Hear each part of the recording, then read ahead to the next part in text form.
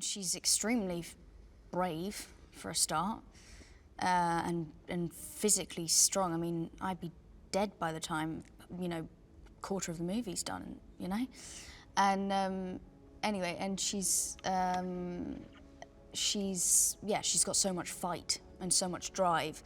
But I also think that it's not just like, it's not just as simple as that. I think she's being driven a lot by, like I said, the backstory created in terms of her parents. She's also, even though you don't necessarily know that in the film, that's what's going on in her head. She's being driven by the fact that people before her didn't succeed at this mission, and that's part of the fire in her to succeed, or to at least try. And even if she dies trying, it's kind of all she's got now. You know, the people she's loved, or some of them, I mean, there's still people she cares about back at home, but they've gone, and so I think that's her. She's just got a huge amount of drive and focus and fight and fire in her stomach, in her belly to complete it, the quest.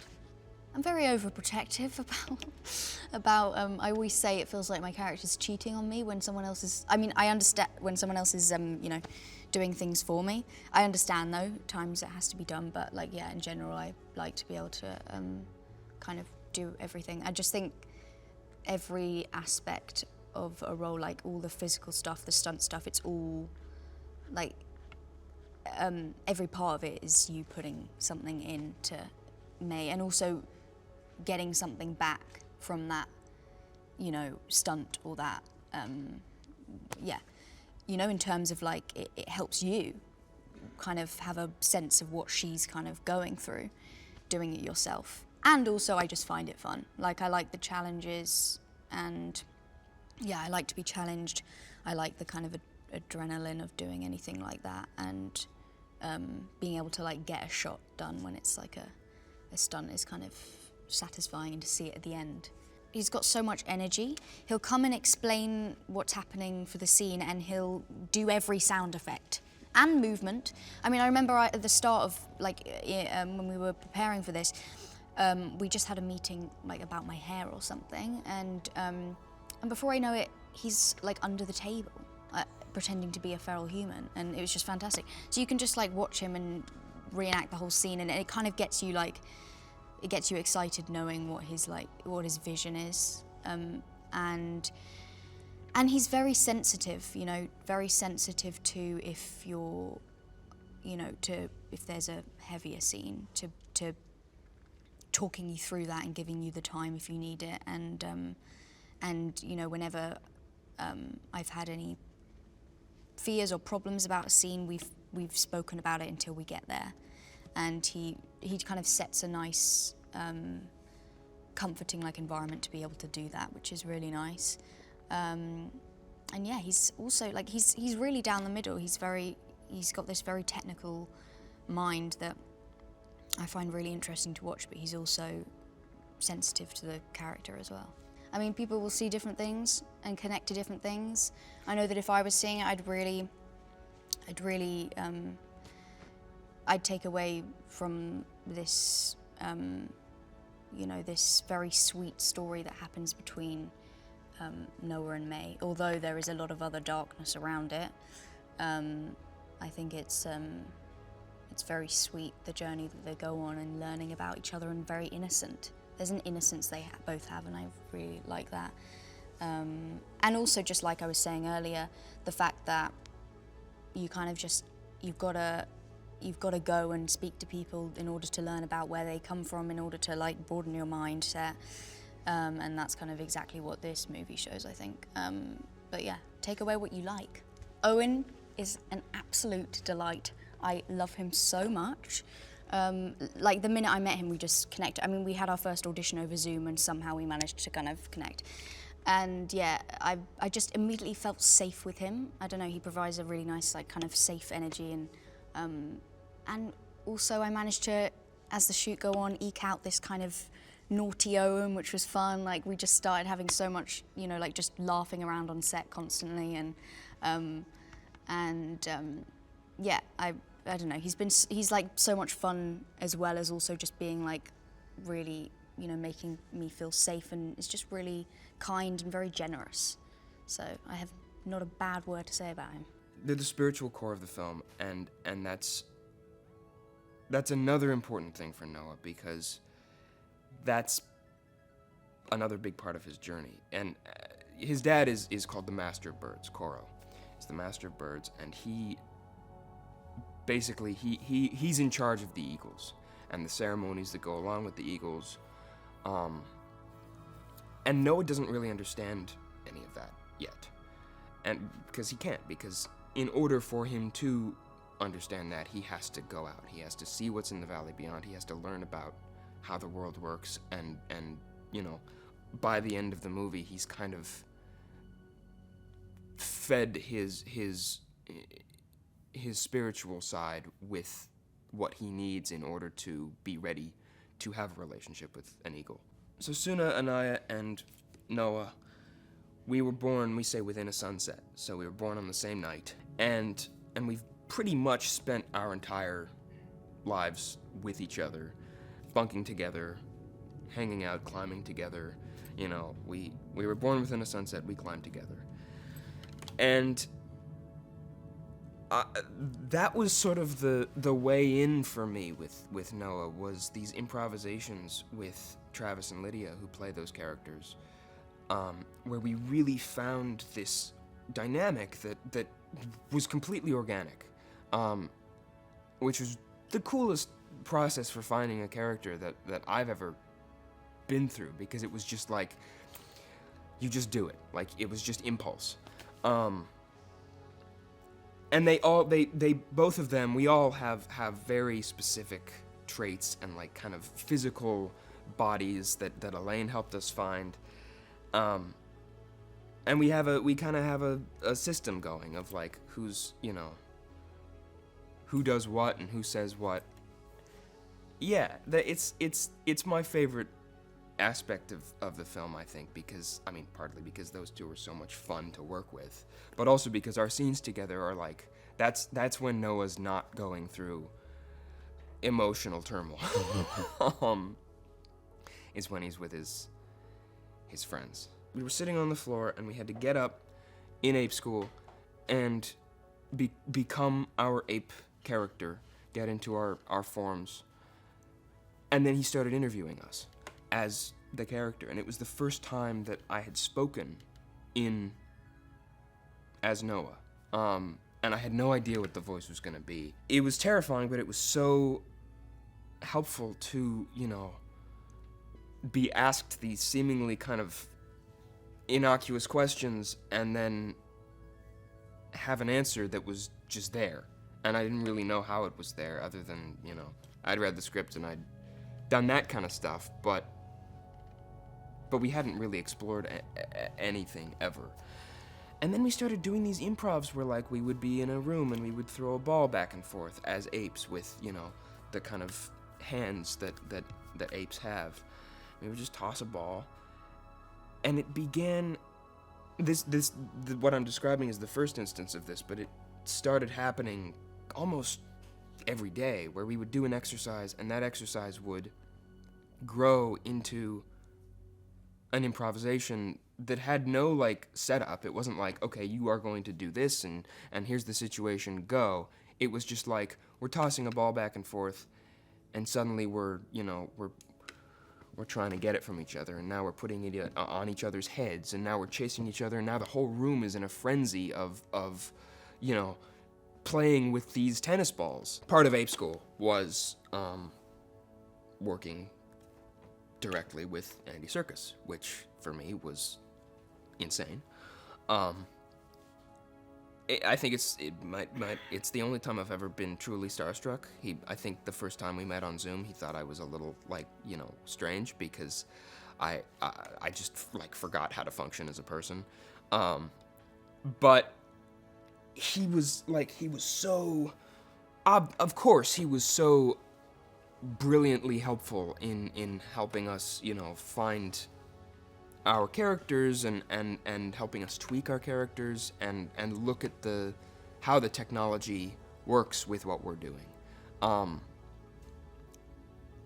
And so we had these sessions with him where we would do stuff in volume, where we would look at the avatars on the screen and like tweak things.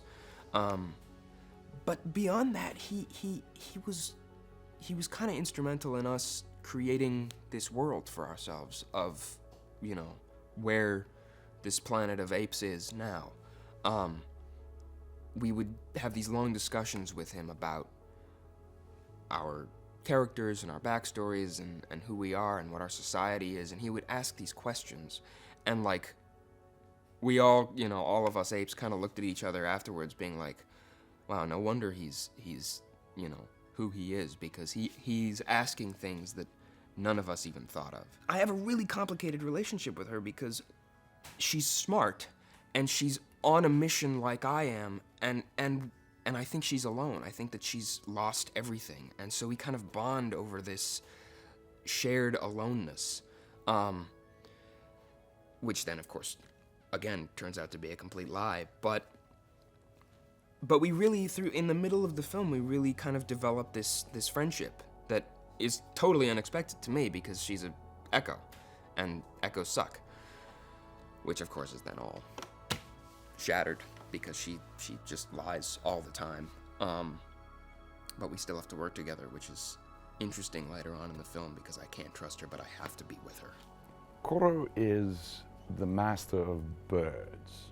He also happens to be the father of our protagonist, Noah, portrayed by the inimitable Owen Teague. And we meet them at a very poignant moment in their respective trajectories. My boy is coming of age. We are witnessing the bonding ceremony.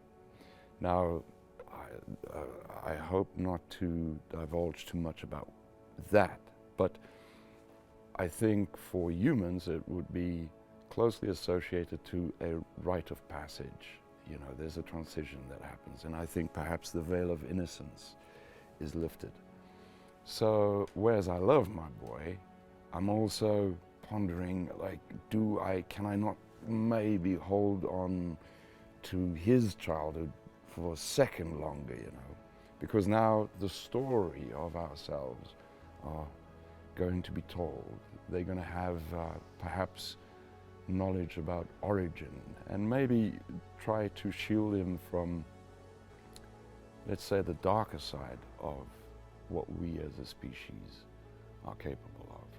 I think it's a great privilege at my age to be presented with a character that you're going to attack at least somewhat from one's own physicality.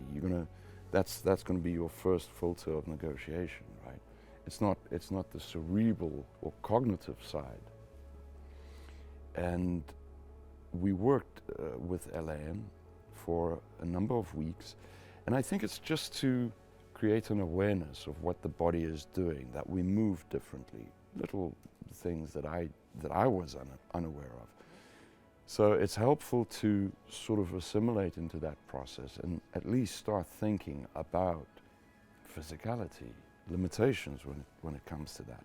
And that is not something that I think you could just arrive on set and turn on and off like that. It needs to be an assimilated understanding, physical understanding. So we spent a number of weeks going through that, getting into the body.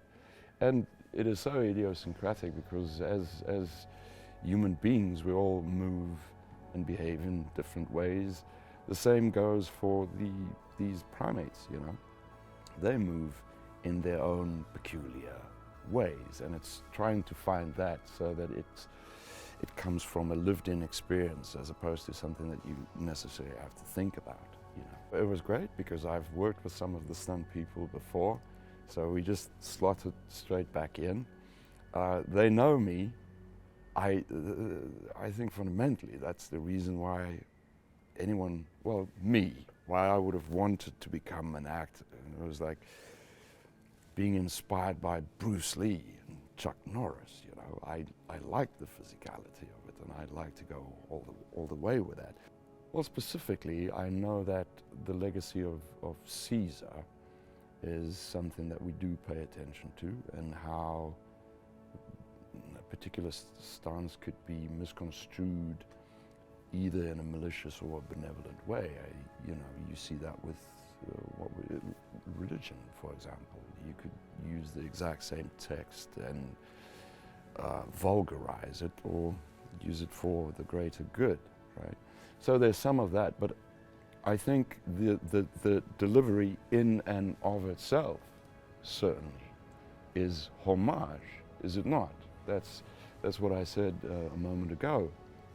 We, as a bunch of creatives, get to try our hand in this time, this zeitgeist, at continuing that legacy, right? So I think it is in and of itself a homage.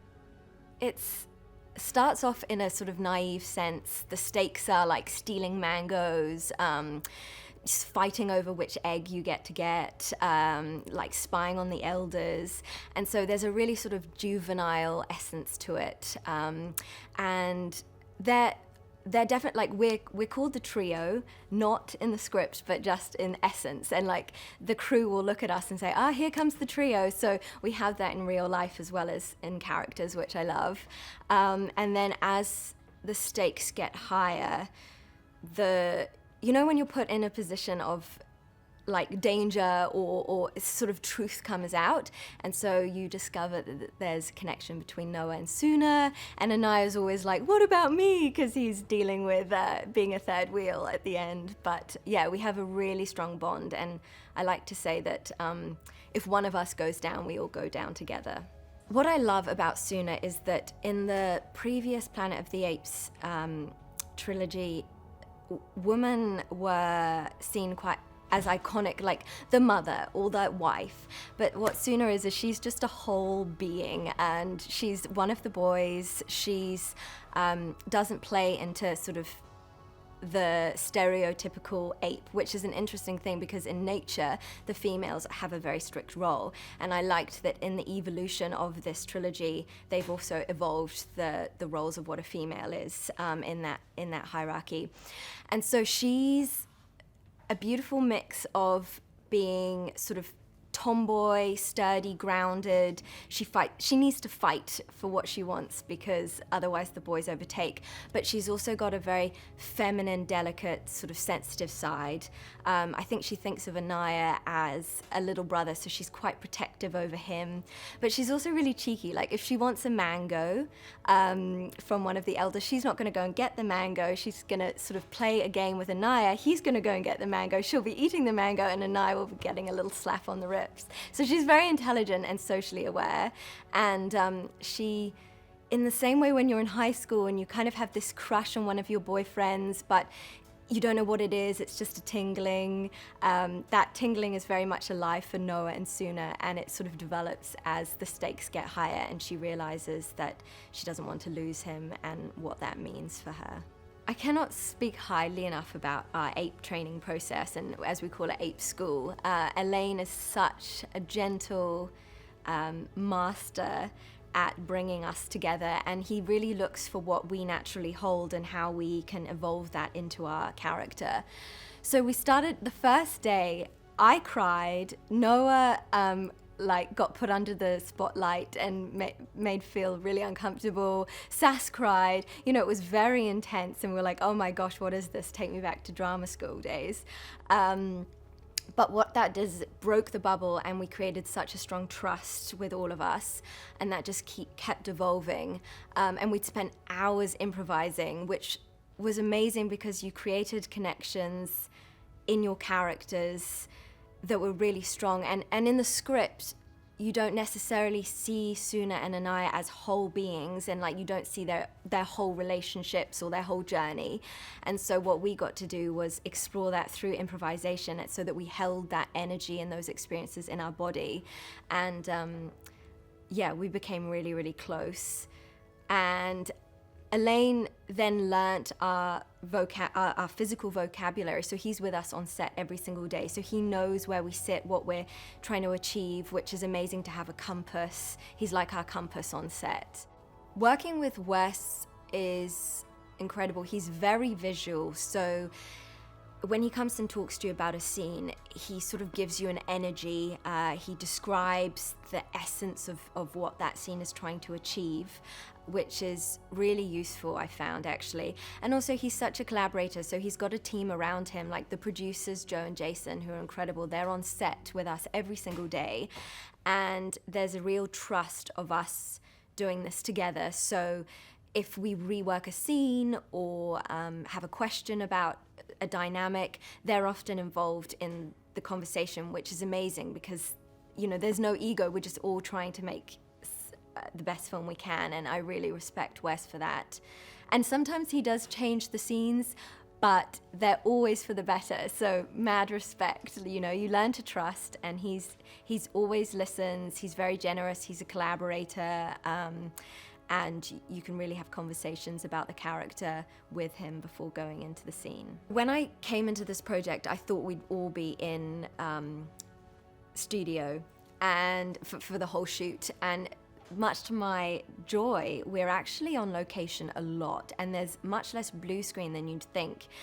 Dan, who I know Wes has worked with before, builds the most insane sets. There was one day that I came and I did I was just doing a small scene, and I was like, how did you find this ruin in the forest? As though they'd just found it in location. And Wes looked at me and said, no, this is built. And so then we'd play a game when we go to sets like up in Eagle Clan, Yellow Rock Eagle Clan, where we'd try and guess if a rock was real or not. And you would be surprised how hard it is to spot a real rock.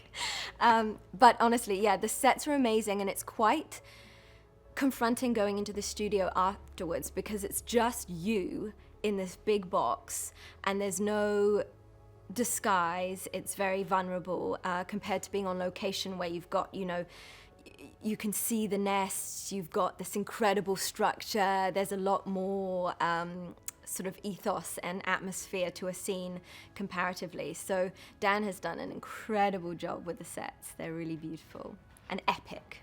It's around 200 or 300 years later. So Caesar is still such a huge part of this story. You know, his wisdom and what he's created has trickled down to all these clans and different groups of apes. And, you know, it's very human.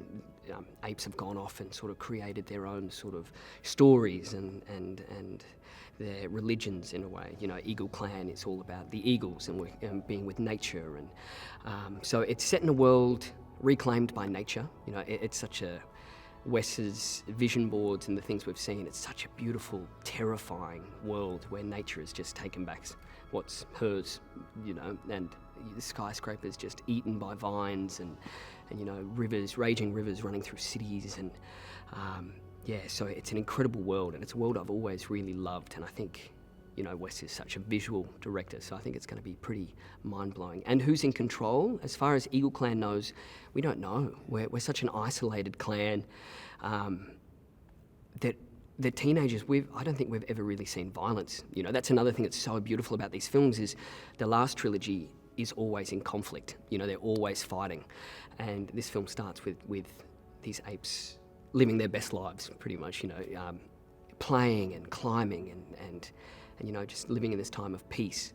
But little do we know, there's apes in other parts of the world that are a little bit more ambitious for power than we are. The beautiful thing about Noah, Suna and Anaya is they kind of complement each other. They each kind of give the others what they don't have, you know. So Noah is so intelligent, but he can be, you know, get stuck in his own head because he's so intelligent. He questions so much and can be quite introverted. So then me and Suna pull him out of himself, and Suna's so grounded and so strong, and you know, she's the one in the group that you feel safe with. And Anaya is the rat bag, I think, you know, which in a beautiful way, and what I love about Anaya and what is so complex about Anaya is that, and you know, it's most people that have that sort of cheekiness or bravado, it comes from a place of you know, there's been some hurt, you know. I think Anaya is probably the smallest of the group, easily to be picked on when younger, so these two friends, you know, protect him. You know, it was such a genius move to have 6 weeks of ape school that we all did together, and you know, it's obviously very necessary, but a byproduct from that, which I didn't realise, was just how close we would all get, you know. And it's you know, acting can be such a confronting and such a vulnerable thing as it is, you know. You're delving into these emotions in front of hundreds of people that, you know, over the course of the shoot you'll get to know, but to begin with, you know, so the trust that we developed in the rehearsal space, we took onto set, and you know, within the first couple of weeks, we you know, got the feedback from the studio that they were really happy with the relationships, and that the kind of friendship and the joy was translating, which is so important. And it's the same with other, you know, I don't cross paths too much with Peter, who plays Raka, or you know, fleeting moments with Lightning, and but just the trust that we've all developed, it's helped so much. And the shoot changes so rapidly because of the amazing locations, because of the weather, because of, you know, Wes always has this brilliant story in his mind that, you know, we don't kind of get privy to, and sometimes until we rock up. So there's a lot happening on the fly, and just to know that the people you're working with, the people you're looking at, no matter what choice you make or what happens, will have your back. So it's a really wonderful relationship, the three teens, and it's just been such a joy to play with. It's absolutely, the production design, Daniel Dorrance and the team, it's been mind-blowing, you know, and it's such a mixture. As soon as you read the script and you kind of know what the project is, you go, oh, so we're going to be in a studio for, you know, for 5 months. And then you start hearing that you're going to Wollongong and you know, to the Blue Mountains. You're like, oh, okay, that's pretty cool. But the mix of location and then studio work, it's created such an incredible world. My favourite stuff is actually in the studio, to see the pieces that they've built, you know, the nests and the shipyard, you know, Proximus's kingdom, and the detail. It's just, you know, the entire team, you know, the Greens team, the props team, they've just done such a mind-blowing job. Like, you could spend a week just looking at every intricate little detail on set. And, you know, things that people may never see, but they're just there, you know, the specificity is just, it's mind-blowing, you know, and that's kind of, sometimes, you know, it's easy to forget to stop, but, you know, when you just stop and you look around and you go, okay, this is pretty cool. That's pretty cool. To extract every bit of information that he possibly can from him, and I think in the midst of it, while he's trying to create this future for apes, there's a real adoration for humans as well, because he's like, look at how they dominated for so long, you know. Like, I mean, he's learning about the history of Homo sapiens, going back to when there were 7 different species of humans. This stuff isn't in the script, this is just me. Why did Homo sapiens come out on top? And why and how did they rule for so long? How did they evolve so quickly and achieve everything that they did through the agricultural revolution, the industrial revolution, you know, all the technology that they created, especially in the last century. You know, he's incredibly inspired by that. So he does have a love for it, you know. I wouldn't be surprised if, you know, he's off working with paints too, and like trying to figure out how to be as elevated as possible. I missed ape school because I didn't start until later on, so I had a one-on-one ape school with Alain. To understand the actual anatomical differences between, you know, our human bodies and the specific ape that you were playing. So I'm the only bonobo so far in this world. So he helped me kind of understand all of that. So the physicality was, you know, I had a good like 4 weeks just working with him pretty much every day, talking about it, exploring, trying to figure it out.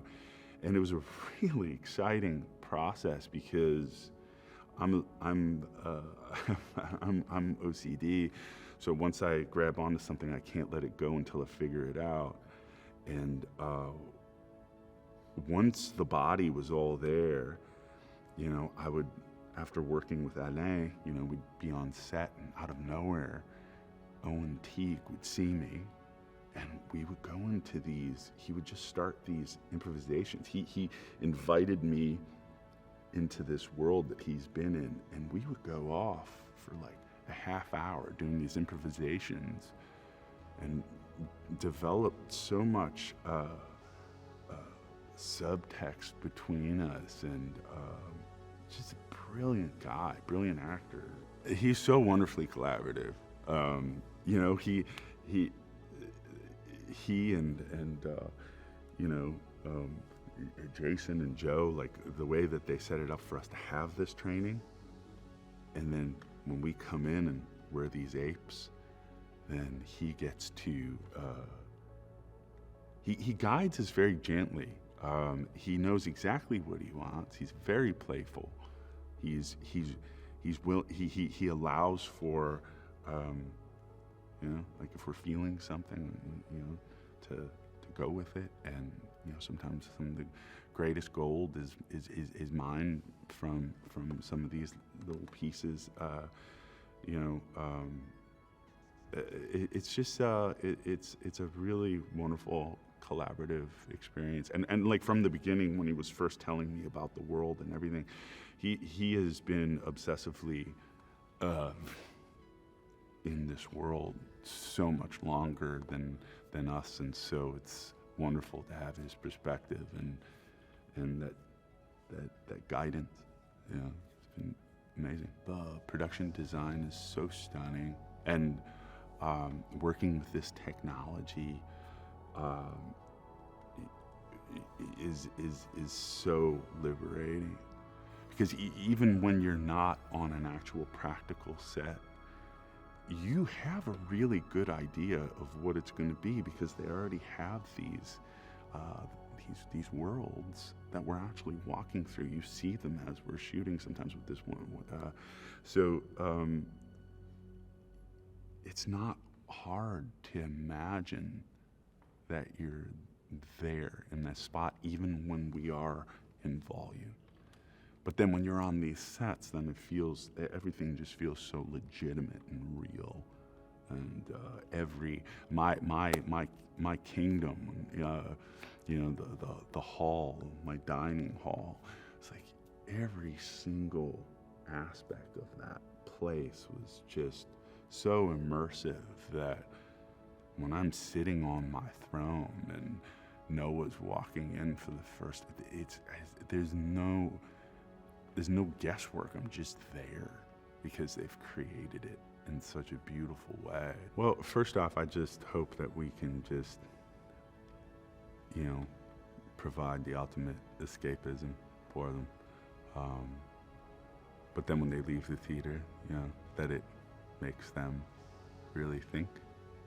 Like I said, like really kind of take a good look at themselves. And you know, I feel like as humans, we are evolving. We've created a lot of problems, but I believe that we are evolving in a positive way, even if, you know, we're constantly being reminded of all the negative.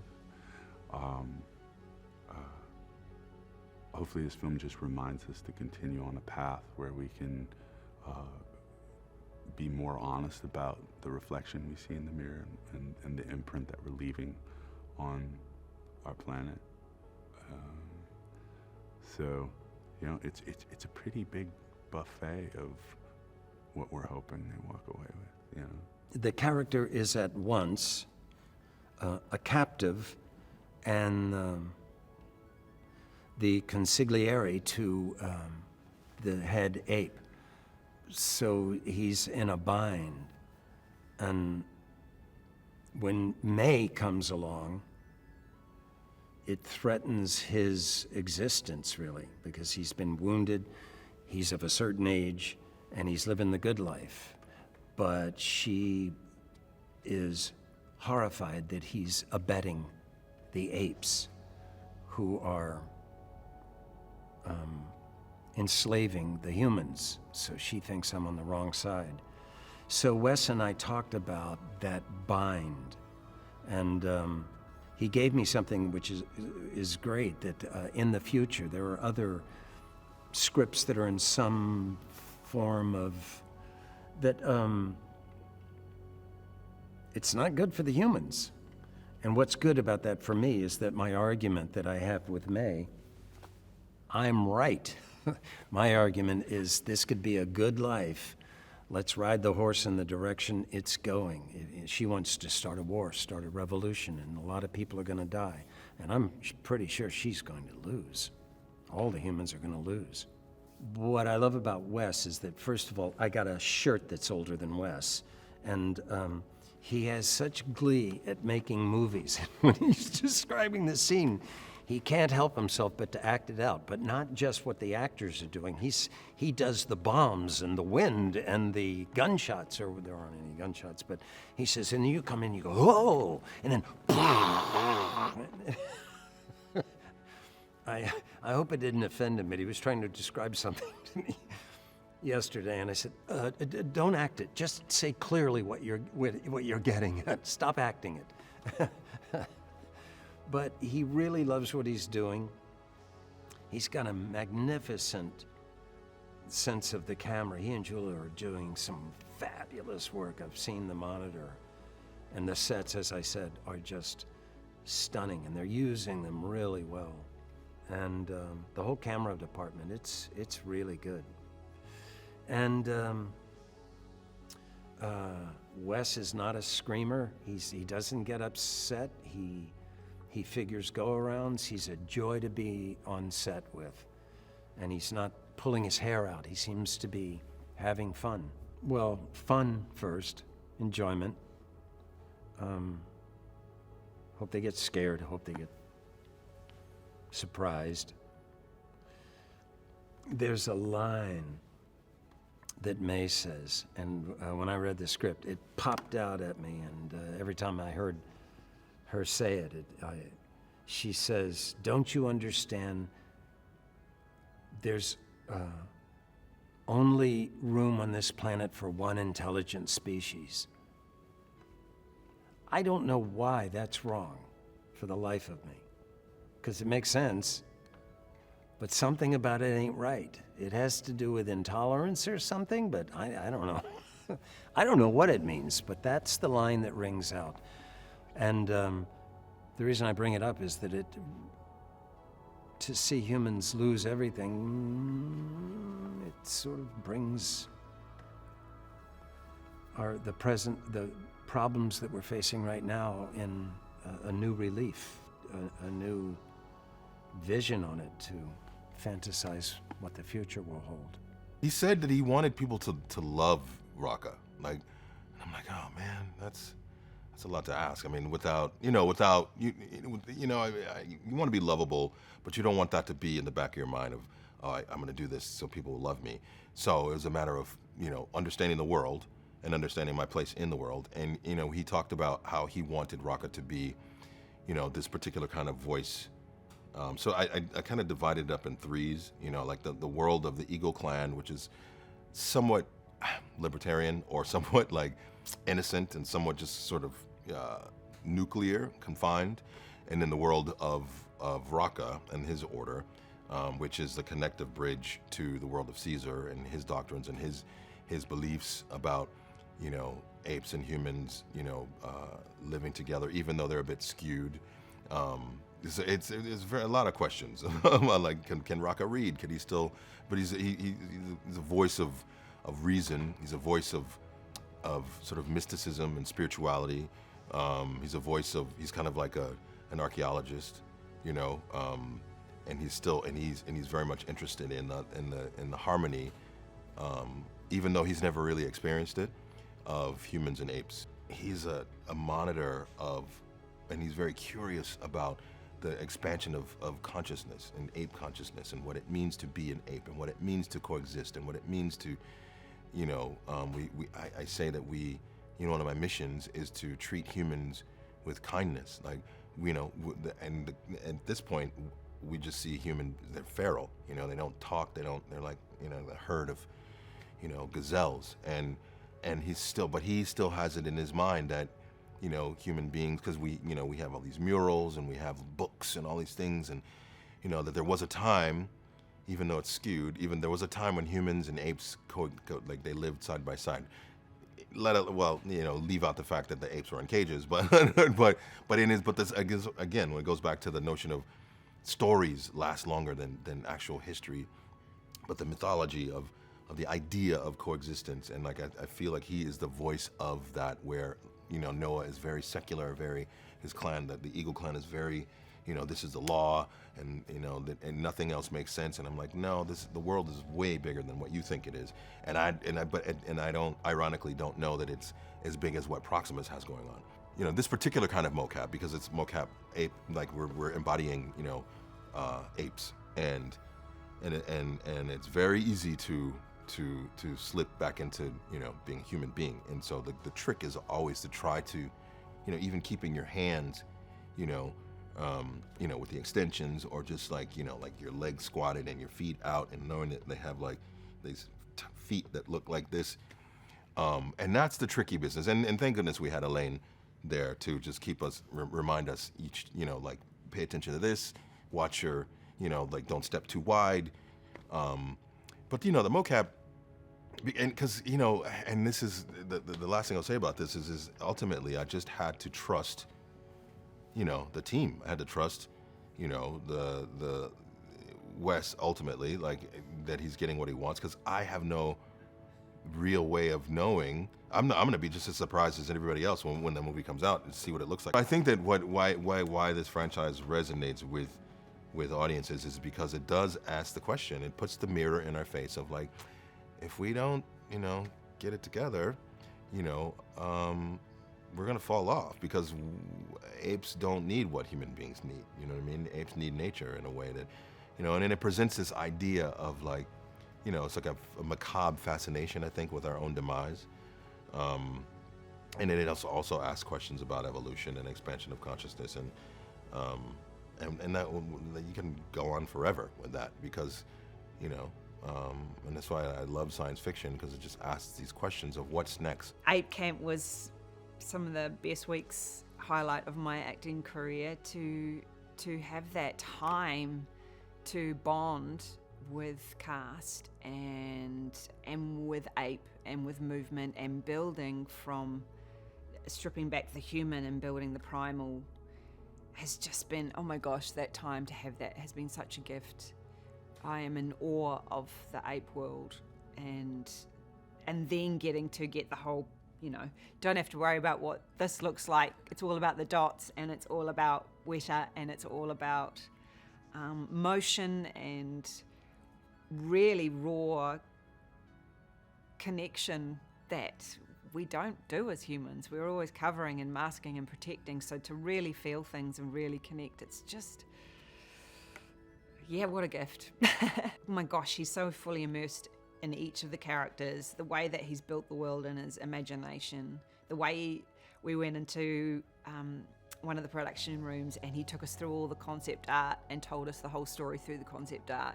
He pretty much performed it for us. It was just the most wonderful afternoon to see the boyish, no ego excitement that he carries with this story, and that's what he brings to set. Like, he just brings this enthusiasm, and he's willing to try different things and hear different things and just have a good yarn about it and take his time with letting us explore. I think one of the highlights, which is so rare, is rehearsal time, and especially obviously because we're going from human into ape form and character and finding a specific character. Those 7 weeks of coming in as strangers, and I remember the photo we took of first day and we're all standing there going, remember this moment, to where we got to. Just, Alain was incredible in his guardianship of us, his stewardship, and as a coach and as a mentor. He set the tone, and being in our little dungeon downstairs with our bars and our improv exercises, just the fast tracking of strangers becoming family. We all wanted it. We all wanted to get along with each other. We all were very supportive of each other, and it was just I guess in that tiny unit, it was quite a magic experience. So I'm really grateful that was honoured and understood just how important it is to have that rehearsal time and bonding time. So when you do go out there, that shorthand's already there. People, cast and crew may know I do this loud hooting before an action, before we call where's call to action. And part of that was part of my research was you know how you listen to binaural beats when you sleep. I was listening to chimpanzees hooting, and that was pretty much part of my a lot of my research was to just communicate through the as chimpanzee like as much as possible with still the human qualities. Because he doesn't say a lot, I wanted him to say a lot without saying a lot through the hooting and the voice. So yeah, that was kind of like how that was like part of my research. And we went to the zoo, and seeing how they walked, seeing how they communicated with one another was also super helpful. And yeah, just seeing the different stages of emotions that they go through is very similar to humans. So that was really awesome to witness and also embody. The relationship between Lightning and Proxima Caesar is quite consistent throughout the film, because in the chimpanzee world, once you bend your head and once there's a leader, you always have to follow that leader. Unless you challenge that leader, then, if you lose, then you lose, but if you win, then you become the alpha. But in this case, the Eagle clan bent their heads, so it comes to a shock to Noah as like, what's going on? But they're going back to their primal instinct of like, this is what we do. He owns us. And so for Lightning, it's the same thing. He owns Lightning. He's earned his position and proved himself to kind of be in the position that he is, but he wants to be just a little bit closer. I've ridden donkeys, but I've never ridden horses because of where I grew up. But it was just the most exhilarating thing to learn a new skill in the farm, and it was a life lesson for me as well, where it showed me through consistency, just putting in little 1 hour a day, 2 hours a day. Through consistency, you get good at something, so anything you practice, you get good at. And learning to horse ride just 1 hour a day was such a useful skill in the film as well. And we learnt by riding little steps, just walking, and then to trotting, and then eventually cantering. Because myself and Ika, majority of the time, we're seen on horses. Like about probably 80 to 90% of the action that takes place with our characters, we're on horses. And it was just good to get comfortable riding a horse. His directing style is awesome because he just gets into the zone, and when he does, he's like, all right, so I'm gonna get the camera from here, you're gonna stand right there, and we're gonna get a shot from here, it's gonna look awesome, I'm gonna make you look awesome. And it's just like, can you just do that film instead? Can you play that character? Because like, I prefer watching you, like if he was to do a one-man show, I would definitely, like, he would have all seats would be sold out, because he's just so good. He's got a unique style where, some directors you have that are great at visuals but don't know how to communicate with the actor, and then some directors are just great directors, and they neglect the visuals. And he's great at marrying both, where he knows exactly what he wants, and he knows exactly the shot, the view, and even performance level as well, like the intensity. And his energy is really what just makes you go like, yeah, I'll do anything for you, because you just trust him. proves himself that he can be trusted. He can be that he's not going to make you look bad. You know, so he's definitely a very unique director that it's like once in a lifetime. I've been doing post-apocalyptic setting stuff for quite a while now, actually, even before I became a director. I've been making shorts that have been following this stuff, and I've always liked the romantic notion of starting over, of something new happening, right? And so I didn't want to do kind of the smoldering ashes of a world thing. And obviously, and I think in Dawn and War in particular, you do kind of set up this idea that mankind is on their last breath, essentially, and infrastructure is almost gone, and you leave that last movie with essentially seeing humans destroying themselves in a final kind of battle.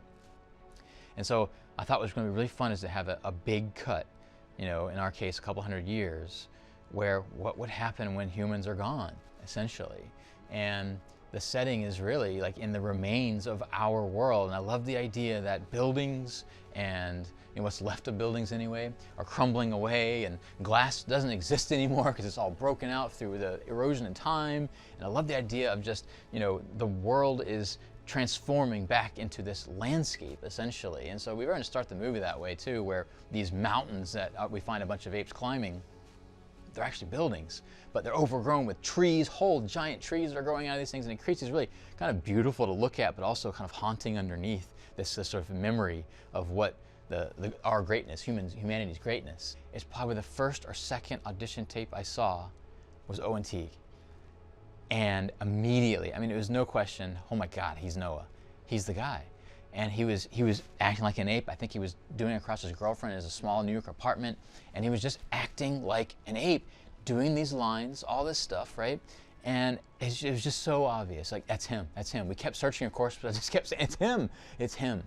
And Owen's just a delightful guy. He's super nice, super innocent, the hardest worker you could possibly imagine. I mean, the movie really, he carried the movie on his shoulders through the movie. He set an example for all the actors in the movie and how to kind of go about doing this role in a very hard, tough shoot. And he had to learn all these all the arm extensions things, and go through the process of the dots and all this stuff, right? And yeah, it's just, like I said, it's a miracle that we found him. He did a fantastic job. He was really one of the greatest actors I've worked with, and I couldn't say more things about it. I hope audiences just fall in love with him. I have been so lucky, for whatever reason, to find sort of a lot of young kind of cast people that just click, that just create some kind of chemistry thing, and that thing not only does it make just working easier because everyone likes each other, it's fun, they take care of each other, they support each other, and they bring out the best in each other. That's on set during the kind of brutal kind of, production period of things. But I also think that camaraderie, which is so important for our Suna and Anaya and Noah as characters of Travis and Lydia and Owen, how they connect and truly do, like, I think see each other as like family members, essentially. It shows up in the movie. It's just this little unidentifiable magical thing, that chemistry that just shows up on screen, that these characters really care about each other. I've been spoiled as a I think a fairly young filmmaker. I mean, I've made 4 movies now with Weta. They are the best in the world, at what they do. They just are. I can't say how humbling it is to work with people that are the best in the world at what they do. It's absolutely just a thrill every day to see the stuff they do. They are true artists. They are not just, computer tech nerds. People don't totally appreciate the artistry and sort of storytelling, filmmaking, craftsmen that these people at Weta are. And it starts with Eric Winquist, our VFX supervisor, and they bring digital pixels to life based on the actors and the soul of the work that they do. Somehow goes through this incredibly complicated process, this pipeline, and comes out the other end, and you see Owen as an ape. I thought it would be a mistake to just do a part 4. to try to somehow just do another one and essentially fail at doing that, because it will just diminish sort of what was there before. And I think the fact that we took this leap forward to kind of do our own thing, but still stay true and honored to not just the previous trilogy, but all the movies that have come before us, I hope people will appreciate that we try to do our own thing, but still, you know, honored what came before, and that we still kind of fit into the world. And that's been kind of our challenge, I think, is to walk that line of to be original and entertaining and new, but still feel like we fit into the big puzzle, the big tapestry of these movies. So I hope people will appreciate kind of a new tone, a sort of a new sense of kind of scale and scope, and sort of entertainment value, but still, we still try to be, you know, it's a sci-fi movie with big concepts, with big ideas. Well, I think the first thing is Wes Ball. I think that's the most important differentiator from all of the previous movies, is the vision that he brings to it and the skill that he brings to it.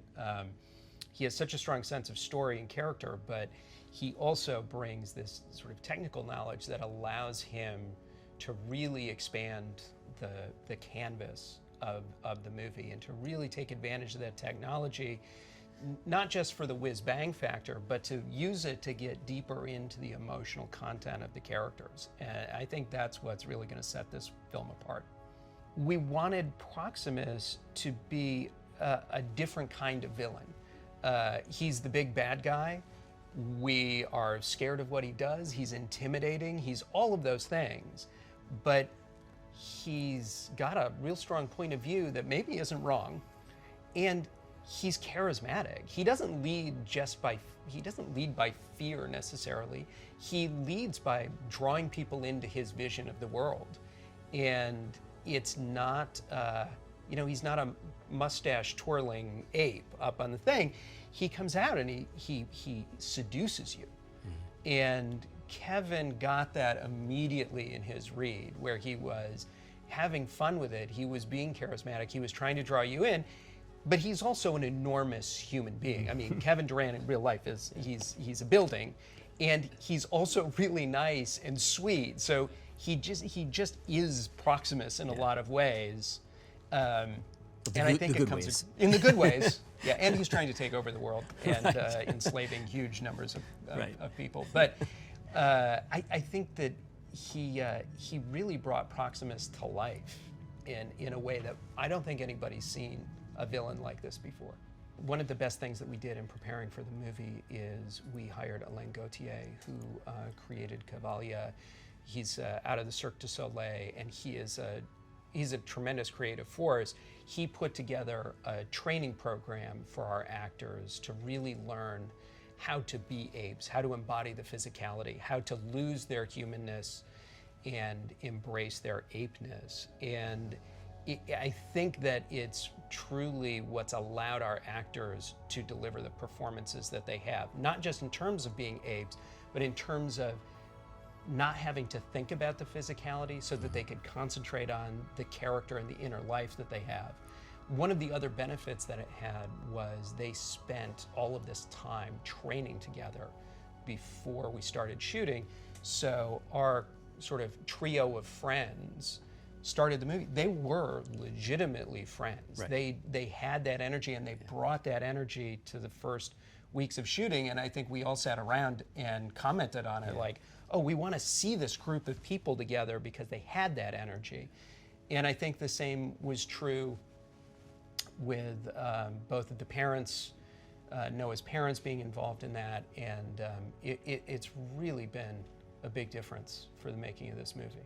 Seeing apes do human things is a fascinating thing to watch. And seeing ape societies develop, and will they make the same mistakes that we made, that's another fascinating thing to kind of track.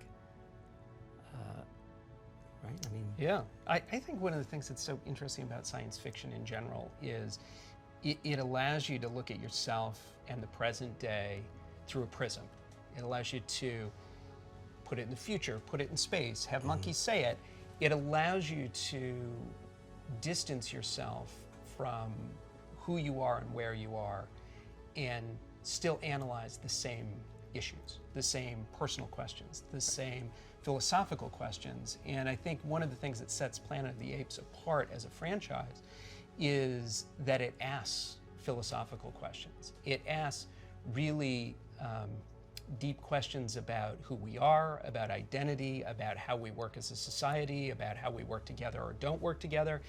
And it does it as part of a big entertainment. But we're about 100 years on, I believe, and really nature should have taken over. And in all the sort of research that I had done is nature does start to take over. And you look at even ruins that we have now, you look at 25 years can go by and you'll see it's engulfed in some kind of plant, you know. So if you take that a step further, it's taken over and it's also starting to ruin, you know, it's also taking walls down. Now, sometimes you have to do a little creative license there because there's so little left. It's like, what are we looking at, you know? So we backed off that sometimes so you can actually have some architecture to look at and we can sort of react to and play with like that. So it's kind of the Bible for that was always a little bit of a moving target because, you know, what was probably reality wasn't always exciting visually. So that we kind of played with that a little bit in terms of what was overly greened. And I'm sure in post too, we'll play with that a little bit and, you know, pushing that and pulling that a little bit. The Eagle's Nest, which is where we first find our elders in the Eagle Clan village. And we basically built a nest inside of a high tension cable tower and basically nestled all the sticks within it and everything like that. And that was a really tough set to design and orchestrate from the point of the engineering of it. We had to build a precise model with, you know, the sticks in the right area, what was going to be structural, how much weight could it take, you know, because we had a certain amount of characters in there, we had a fight sequence. We built the thing on an actual metal structure on the set, on stage, about 3 meters off the floor. To the top, it was about 14 meters. So that took a lot of figuring out, and it was, you know, it wants to feel random as well. So trying to make something feel random and yet be stable and safe was the trick. And all the carpenters that worked on it, we had to tell them, put the tape measures away, eyeball it. Nothing wants to be a straight line if you can help it. You know, no straight corner, no perfect corners. Just forget what you know and try to make it really loose, you know. And that one I think really came out well. As part of the Eagle Clan's sort of location, we found this sort of first time ever shot, which is, you know, you're always looking for. Great location up against the escarpment. And it was a bit tricky getting there, one road in, one road out. We basically had to plan this whole route up and everything. But we found this great farm up against this escarpment, which when we built our towers, any wide shots you could see the sort of the escarpment edge and everything. It just felt magical. So we have both our whole village there, which was built around the towers at the base level. We built that whole thing. We built 10 different hut shapes, a garden, fish racks, because that's part of what they do. As part of they have the eagles sort of fish for them. So they arrive with fish in their talons and they hang them on racks and they fillet them and these sort of things. So that whole world had to be told and dressed and shown. Just was a fantastic location. We shot there for about 3-4 weeks, so we got a lot out of it, day and night. And then in the end, when the marauders, the bad guys show up, we have to burn the place down. So we actually did burn some huts, did some controlled fires as well. So it was, it was well-rounded set piece that I think really showed the location well. It's a travel picture. We're not in one place for very long, so I'm building massive sets for sometimes 1/8 of a page. We drop in, we see it, and we move on. So it's ever changing, and there's a lot to soak in, and you get that sort of road picture aspect to it, which is fantastic. We have a lot of horses in the film, that sort of thing going on, and that sort of character development as we go with our young character. So I think there's, it's a great adventure ultimately. When I first read this script, the thing that jumped out at me pretty straight away was, in Noah, you've got this really intriguing sort of young character who's still a bit naive, hasn't really experienced anything, and he goes on this really interesting journey, meets Raka, and so we've got these really interesting characters, and then the other side of that is you've got this fantastic villain with Proximus Caesar, played by Kevin, just an enormous character, which these two completely different personalities clashing. But then that's great. But the thing is, this is all set in this really amazing what if kind of scenario where now we fast forward hundreds of years after the events of the Caesar trilogy, and you start to kind of, we get to imagine, like, what does the planet look like post-humanity? What happens as nature really fully takes over the world? And that is a really fundamentally interesting concept to start exploring just in your head, and then to have to turn that into imagery is a really amazing challenge. When we did Rise of the Planet of the Apes, that film sort of came on the heels of the work that was done in Avatar in terms of the performance capture, the technology and the processes that were worked out to make that film possible. Except that we then took that idea and took it outside. We took it out on location in the sunshine because that had not been done before. And through those 3 Apes films, that technology kind of improved, it became more robust. We were able to then take it outside in the rain or take it out in the snow as those films progressed. And this has actually kind of a similar trajectory in the sense that we just had Avatar's, sequels that came through production that then sort of vaulted that performance capture forward in different ways. And we're also now benefiting from a lot of the same ideas, but taking them out on location again. So we're not in a stage with our capture sessions. Primarily, we're out in the world, out in the wilds of Australia, and dealing with all the sort of elements that nature is throwing at us. But we still have to get a lot of this really nuanced performance capture in those spaces. Working with Wes is a kick. Exuberance is the word that comes to mind. I think all through prep on this project, Wes has a very, fantastic visual imagination. And so a pitch through a sequence meeting for the team, you get through that process with Wes very animatedly, kind of, talking through the storyboards, and then he does this, with lots of sound effects. You get through that process, and you've seen the film, you've seen the sequence in your mind. You're like, I want to watch that movie. So it really, I think he's really great at getting everybody jazzed about the project. Getting everybody jazzed about what we're about to set out and accomplish together. But he was also, I think, working with Jula, our cinematographer. This is, I think, his 3rd collaboration with Jula now. The 2 of those guys have quite a shorthand, and so they can communicate with each other very well in terms of what they're trying to set out. And so suddenly, out of no place, now we've got a camera that's going to be swooping in and doing all these complex moves. And when you look at the sequence cut together, there's a very cohesive kind of blocking of complicated choreography of actors and camera kind of dancing together, where information is revealed just in time when it needs to be, which makes for a really fantastic sequence. There are a number of nail biters in this movie, but I think probably among the top of them is the water work that we're going to be into, right? So we've got one sequence that takes place in and around a river. We've got another sequence that involves a large flood.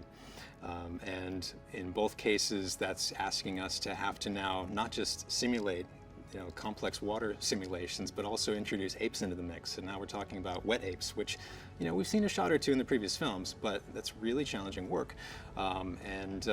We've got very demanding scenes because both of these cases are taking place in broad daylight. There's no hiding things at nighttime or anything kind of like that. We've also got a very challenging sequence that takes place around a human hunt in tall grass, which is a throwback to the '68 Charlton Heston film, right? And that scene is going to be quite complex in the sense that we've got a lot of our feral humans running around, splashing through the river, but they're being chased by marauding apes who aren't there on horses with CG zebras. It's just like a really kind of chaotic sequence that we've got our photography with our stunt players running around in their feral human costumes, splashing through the river. but now we're gonna have to work all of our apes in amongst all that splashing into the tall grass and working through that. My initial discussions with Wes and the approach he wanted, to take it on the film is he wanted it to be really real, gritty, and not too stylized in the sense of making it too Hollywood in the sense of making everyone beautiful and pretty. He wasn't afraid of like going there with the dirt. Like often when you do huge films like this, your dirt still has to be pretty, if that makes sense, and it's not gritty. And he was really enthusiastic with, me doing lots of tests of how dirty we take the cast. So it was great. He was really open to everything. So it was awesome. I think the fans resonate with Planet of the Apes and want to keep seeing more is digitally. The technology is astounding that Weta does. I mean, I knew it was a mocap film. I've done dots on faces before, never to this extent. And it's just a whole thing with, you see the avatar kind of what the human looks like as a monkey in really raw form. And of course I know all the concept art and pictures of what the characters will look like or close to when they finish. So I think with fans, it's just like that genre that it just keeps evolving and getting better and better. And the technology of the apes and having the actors, you can actually see the actor within the ape is just astounding. And I think the fans, true fans love all of that. And I think it'll always have its place. I would say the colour palette for this film is quite moody. It's really sort of textured and earthy tones. But there also is the warmth in it, which I think is really beautiful. Like when we get to the interiors, it's really warm candlelight.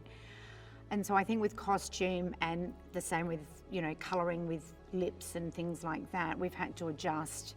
Most days we adjust for what the lighting is. Like in studio, when we're in studio and it's an interior, it's quite warm and dark and it could be lit by a candle.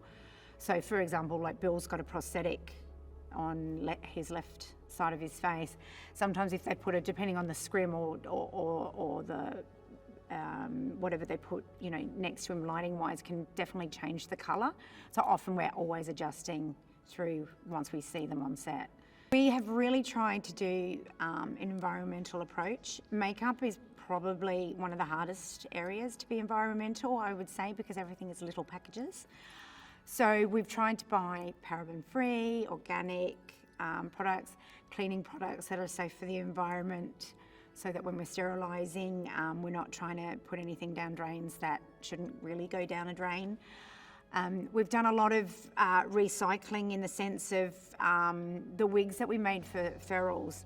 We used a lot of old sort of synthetic wigs, but we re-haired them all with, this is going to sound crazy, but to get the length of the wigs, we had to use wool or nylon, or if you think of like knitting thread, because we wanted some of the wigs to hit the ground, but then they were way too heavy if we made them out of hair. So we wanted them sort of to look a bit dreadlocked. So we literally went round to all the op shops, to all the recycle places to get all their offcuts of balls of wool that we've used and turned into all the, mainly most of the feral wigs, along with clay and mud and all the other things, just so we got a really good different lot of textures. So that was pretty great actually to be able to recycle. When I was given the position, I started researching apes from a physiological point of view. I needed to understand the difference between the skeletal and muscular system of the ape, and then behavioral, watching a lot of documentaries, and then obviously going to the zoo and doing hours and hours of observation, taking in the rhythm of the ape, its movement, its limitations, its advantages, its qualities of observation, its simplicity, its reactive qualities and all that.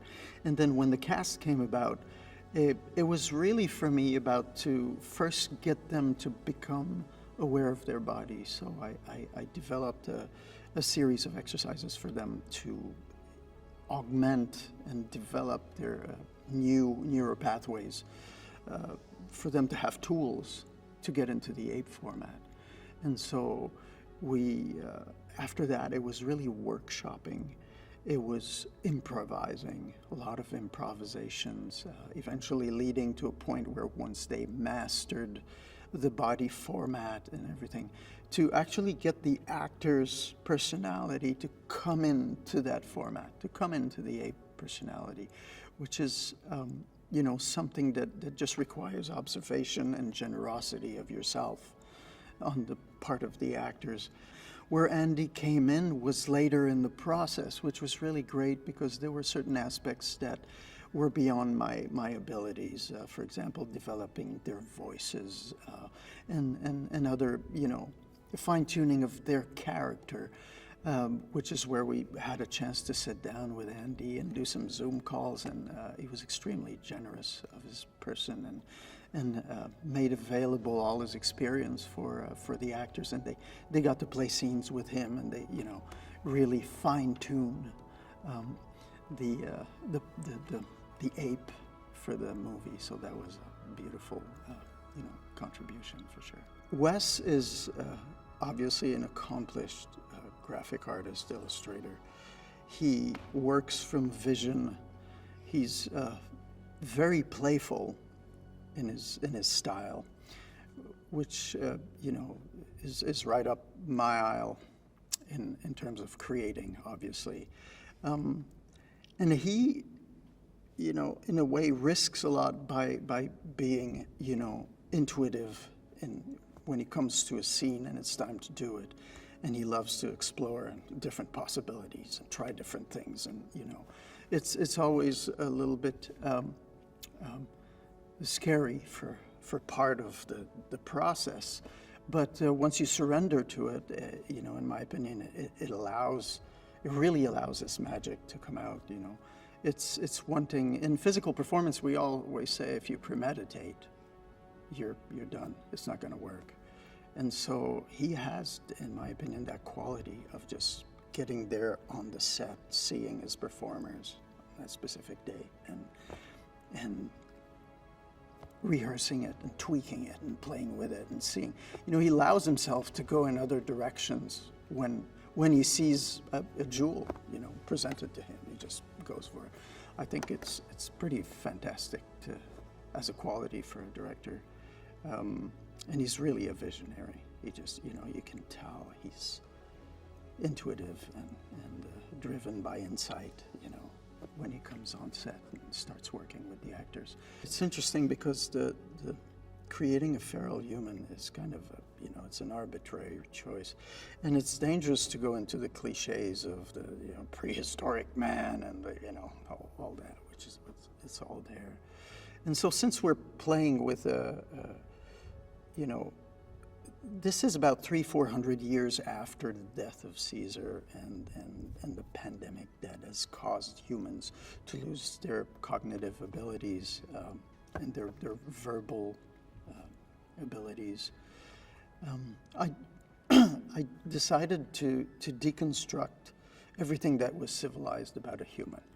That was all the workshops I did with them were about connecting to Earth, connecting to everything around, reconnecting with everything that we hear, that we take for granted, and you know, wipe the board clean and just be, so that they retain their elegant qualities and their ability to use their hands, whatever, but deconstruct the way they run, the way they walk, and constantly be in touch with everything around them, which created a very vulnerable human being, which was, I think, very beautiful. We knew that Wes wanted to do a wana for the Marauder attack, which is where the Marauders go into the Eagle Clan and decimate that village.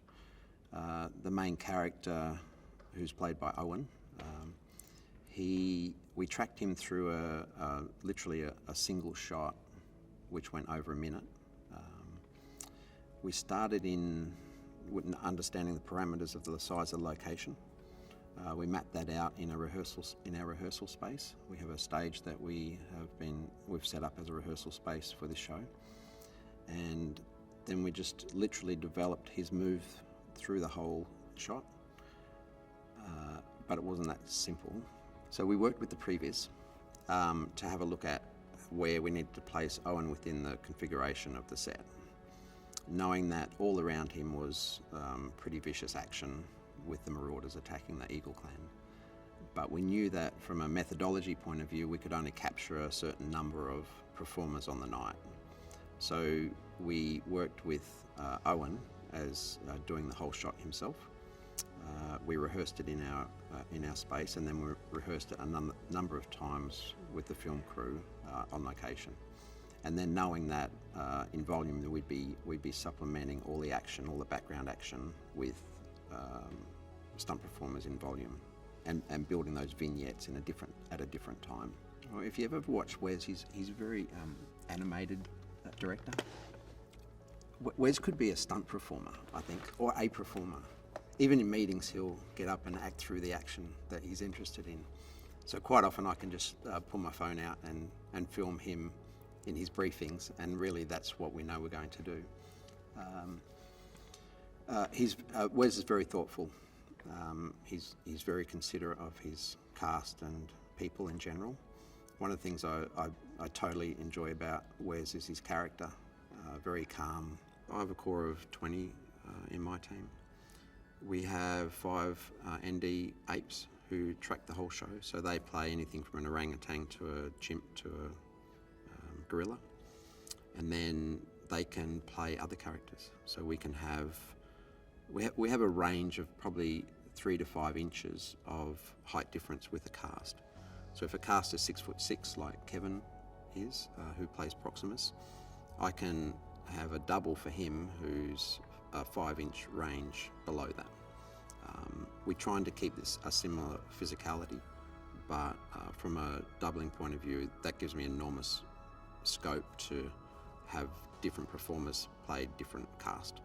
So Owen, for instance, might have 2 or 3 doubles, depending on his action and depending on where people are at any time of the show.